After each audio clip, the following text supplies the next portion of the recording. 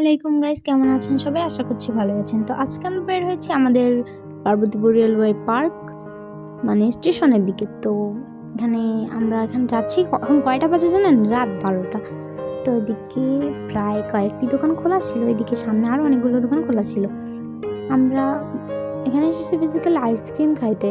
তো আমরা এখানে ওভারব্রিজের উপর বাতাস সাথে আইসক্রিম, তো বুঝতে পারছেন ভালো একটা ব্যাপার। তো আমরা এদিকে এগিয়ে গিয়ে ওভারব্রিজের উপরে উঠে গেলাম। তো ওভারব্রিজের উপর দাঁড়িয়ে সবাই মিলে আইসক্রিম ট্রাই করলাম। আইসক্রিমটা দেখতে অনেক সুন্দর, খেতেও অনেক মজা। তো আমার ভাই কাঠবিড়ালের মতো আইসক্রিমটা খাইলো। তো একটা ট্রেন আসতেছিল, আমরা দেখলাম। তো একটা ট্রেন চলে গেল।